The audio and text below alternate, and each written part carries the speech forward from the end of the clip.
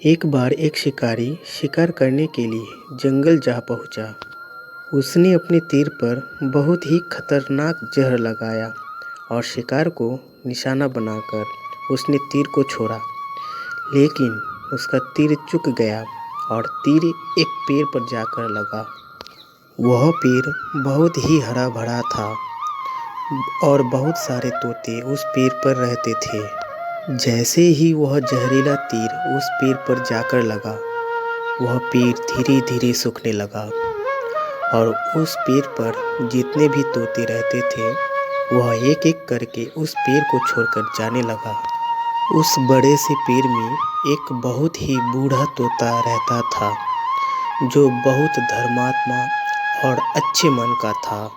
सभी तोते उस पेड़ को छोड़कर जाने लगे थे, लेकिन वह बूढ़ा तोता जाता था और दाना लेकर वापस फिर उसी पेड़ पर आता था,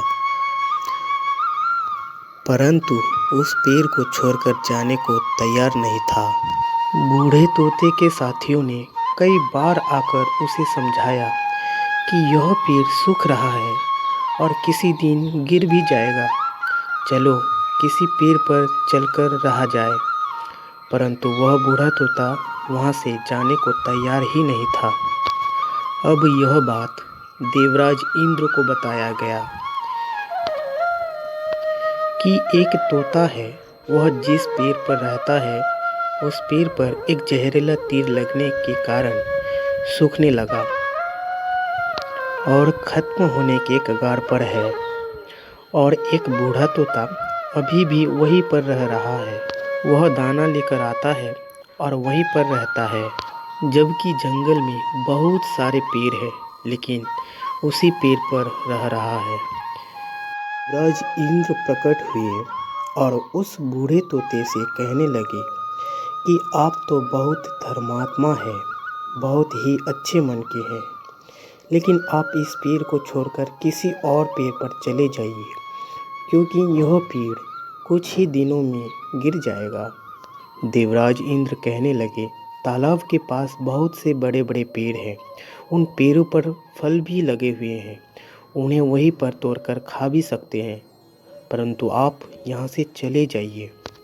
इंद्र की बातें सुनकर तोते ने बोलने लगा, माफ़ कीजिएगा, इस पेड़ ने मुझे जीवन दिया है, शिकारियों से मेरी रक्षा की है, हर मौसम में मेरे साथ रहा है, यहाँ मैं पला बड़ा हूँ, इस पेड़ को छोड़कर मैं कैसे जा सकता हूँ।